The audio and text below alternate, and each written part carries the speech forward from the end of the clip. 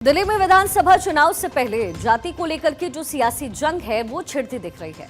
दरअसल आम आदमी पार्टी ने दिल्ली के विधानसभा चुनाव से पहला जाट को लेकर के बड़ा दांव खेला। हाल ही में अरविंद केजरीवाल ने जाटों के आरक्षण को लेकर के सवाल उठाए और अब आज दिल्ली में जाट नेताओं ने दिल्ली के पूर्व मुख्यमंत्री और आम आदमी पार्टी के संयोजक अरविंद केजरीवाल से मुलाकात की।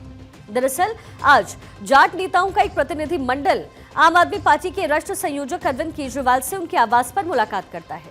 दिल्ली के जाट नेताओं ने मुलाकात के दौरान आम आदमी पार्टी के राष्ट्रीय संयोजक और पूर्व सीएम अरविंद केजरीवाल से जाट समाज को केंद्र की ओबीसी लिस्ट में शामिल करने के मसले पर चर्चा करता हुआ नजर आया। दिल्ली के जाट नेताओं से मुलाकात के दौरान पूर्व सीएम अरविंद केजरीवाल ने पिछले 10 सालों से आरक्षण के मुद्दे पर बीजेपी के रवैये को लेकर के नाराजगी जाहिर की। इसी बीच उन्होंने ये भी कहा कि जाट समाज के साथ अन्याय हो रहा है और आम आदमी पार्टी जाट समाज की इस जायज मांग के साथ है। आज जाट समाज के कई प्रतिनिधि मेरे घर पे आए थे धन्यवाद देने के लिए कि जो मैंने प्रधानमंत्री जी को चिट्ठी लिखी है उनको याद दिलाते हुए कि 2015 में प्रधानमंत्री जी ने जाट समाज को आश्वासन दिया था कि दिल्ली की लिस्ट में जाट समाज ओबीसी की कैटेगरी में आता है, केंद्र की लिस्ट में नहीं आता है, तो उनको केंद्र की लिस्ट में भी डाला जाएगा। भारतीय जनता पार्टी वाले मेरे को खूब गालियां देते रहते हैं।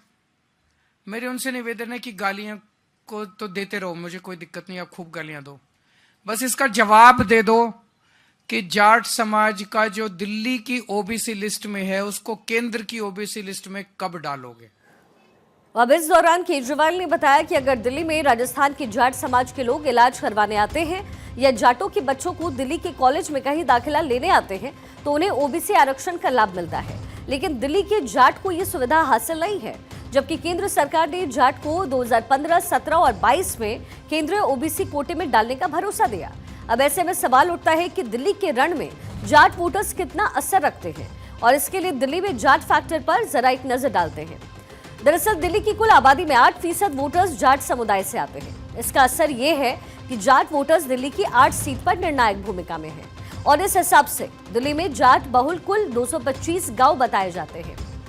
दिल्ली की राजनीति में जाटों का खासा महत्व है। यहाँ की सीमा हरियाणा के साथ लगती है और सीमावर्ती 2025 गांव में जाटों की अच्छी संख्या है और इस कारण कई विधानसभा इलाकों में ये निर्णायक भूमिका में रहते हैं।